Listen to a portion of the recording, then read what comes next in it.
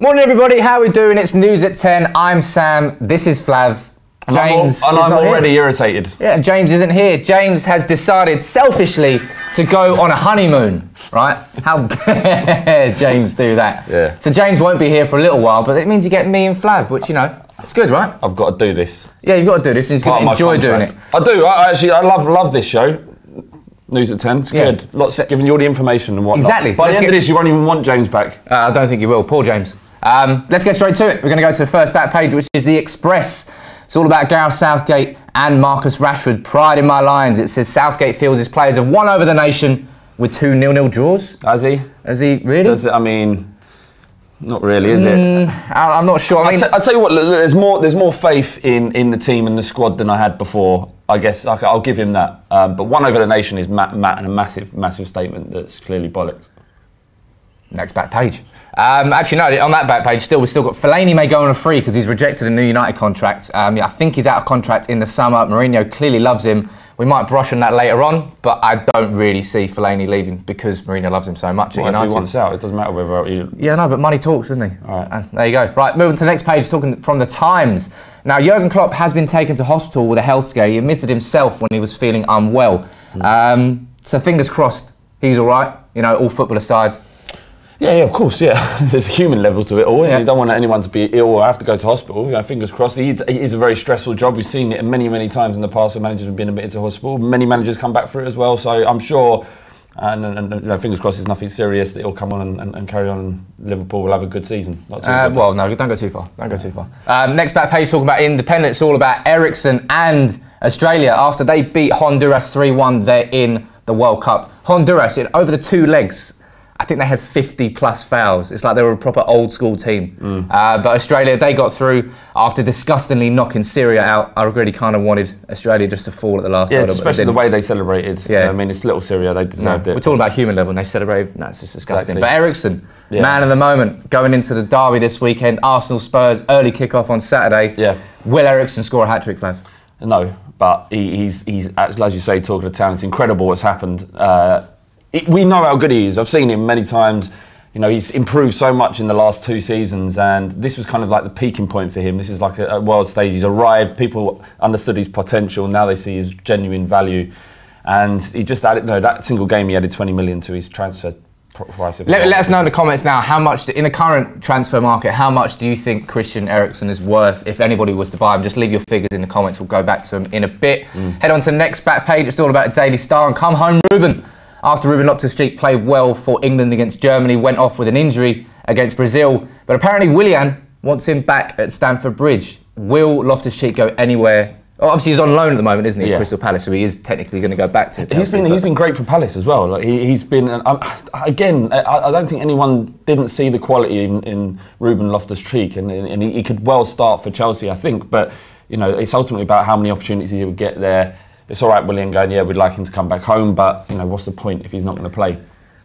Let us know what you think about Loftus-Cheek and his chances at Chelsea. Moving on to the final back page from the Mirror. I feel like a fool. Apparently, Jose Mourinho is angry because he feels naive that Phil Jones was let go on international duty and he obviously aggravated an injury. Yeah, you see what Pochettino did with Harry Kane and Winks. Well, no, they didn't do that. They had injuries. Oh, no. All right. And then 3 days later, he says that Harry Kane's fit to play Arsenal. If he had an injury. Right, well, 3 days what later. What you're saying is Pochettino intentionally pulled players out from international duty and that didn't happen. Well, I didn't say that. Both of them had injuries. All right, they had injuries. But anyway, Mourinho is pretty upset that he didn't do what Pochettino did and protected his player. Well, if he has an injury, why did he let him go? I don't know. It's his fault. It's his fault. It isn't naive. It's stupidity. The guy's an idiot, clearly. He's got an injury, let him go and play. Go on, Phil, don't worry about your injury. Go and play for England for I can't really disagree with that. Yeah, it clearly is Mourinho's fault here.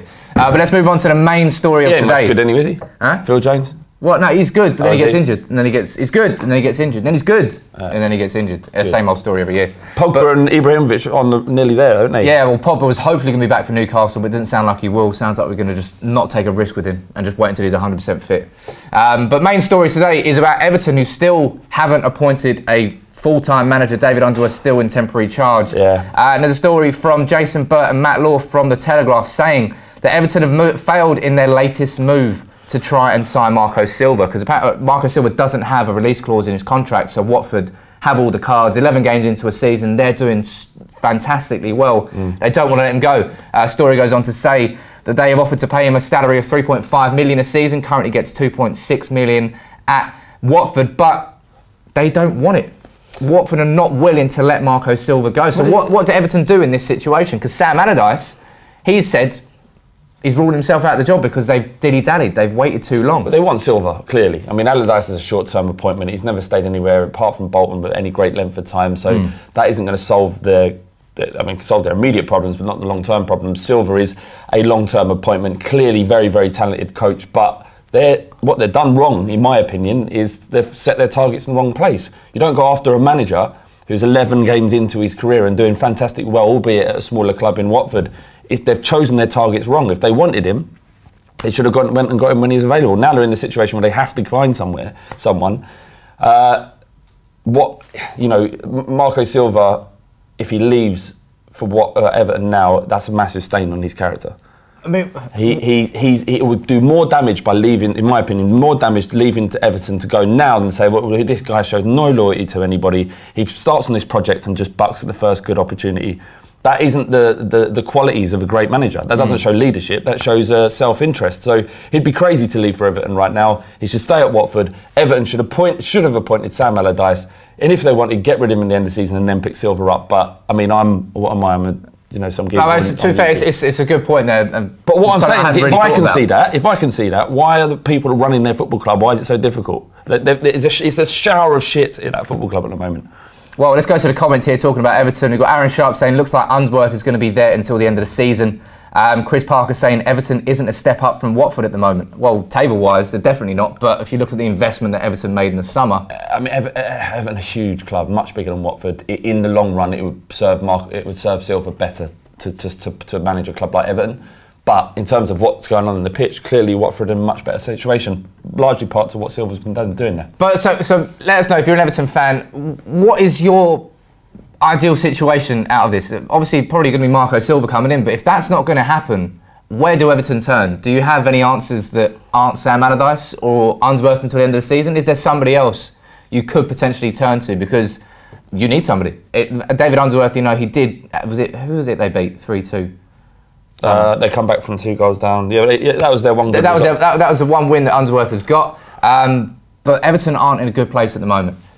It's all been ups and downs. And after the investment they had in the summer, it's a real sucker for the fans to see the situation that they're in. But just like when you sold Bale, you struggle to reinvest that money. It's impossible. It's not, a huge investment off one player it sets you back so far, especially when it's influential. So, what they've done and their transfer policy and all of their planning has been nothing short of absolutely shambolic. And if I was an Everton fan, I would be furious. Well, we've got Anthony Barrett here saying Flav for Everton chairman. Fair fucking right. Yeah, so you want that job? You take it? Yeah, I would. Means you wouldn't do news at 10 though? Yeah, no, I still do it. You still do it? Yeah, I'd leave you. Right, so we have a couple more comments out and move on to our last story. We've got Jonah Vandenberg saying, Everton don't need a new manager until January transfer window comes around. What's any manager going to do with their squad before then? Mate, their squad is not brilliant, but actually no, it's a fantastic squad, surely. Very capable of getting into that top 6 on paper. Yeah, you'd think, but how balanced is it? And you're right. I mean, they need to get a manager in just to galvanise and put structure in there and planning in. And you'll see a marked improvement. Whether or not the players they bought could get them into the top 6 remains to be seen. But it's a big task. It's a big task. Big task maybe for Spurs coming up is holding on to Dele Alli in the future. Obviously, one of the stars of the young England squads. He's phenomenal when he's on his game. We've got the Daily Mail saying that Tottenham star Dele Alli has held talks with Jorge Mendes, who we all know is one of these super agents. Yeah. He's up there. He's got Ronaldo on his list. He's got a hell of a lot of strong... Mourinho's on his list as well. Apparently, Dele Alli's family has held talks with Jorge Mendes. Now, currently with his agent, and that doesn't expire until midway through next year, but what's your opinion on this as a Spurs fan? Are you worried about Dele Alli leaving in the next 1-2 years? I think all Spurs fans realise that Dele Alli won't be at Spurs for a long time. So are we worried? No. I mean, I'm the wrong Spurs fan to ask. I'm not worried about any of the players leaving. Players come, players go.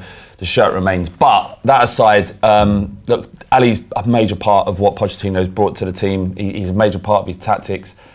If, though, Real Madrid came in and said, we want to spend £120 million on him, that would be difficult to turn down because is nowhere near worth that. Well, again, just like Eriksen earlier, let us know in the comments how much do you think Dele Alli is worth, and let us know in the comments. But the thing is, just to end on that, is that Dele Alli, we will get double what he's worth, and that is a massive investment for someone like Real Madrid. Because if they're expecting someone to come in and have Gareth Bale's impact or Ronaldo's impact, it's not going to. I always thought that they overpaid for Gareth Bale when they signed him. Well, in hindsight, they have. Because he has played half the game. No, but is it by overpaid? I mean, they paid for what his potential was maybe 1-2 years down the line. I don't know. He was incredible at the time, but subjective. Right. So if as a Spurs fan, is there anybody you would want to come in if Dele Alli goes? You get say 100 mil. Who do you want to bring in? Who's a perfect replacement? I'll take that 100 mil, and I'd add another 100 mil to it, and I'd buy Dybala. 200. Easy. You love Dybala. You got man crush. He's the next big thing. I mean, he's a massive player already, but I think he's going to dominate European football. Yeah. I think he's incredible. I love him. Well, we got Luke Austin here saying Dele Alli 140 million. Is that enough? Yeah. That's enough. You take that? I'd take that. Yeah. That's more than enough. Yeah. It's more actually enough what I would take. So yeah. 140 million Real Madrid. If you're watching, there you go. You got your price. That's it for today's news at 10. Thank you all for joining in. Thank you, Flav, for joining me. Pleasure. It's going to be me and Flav for the next 10, 11 days. You're going to enjoy it. We'll see you tomorrow. Take it easy.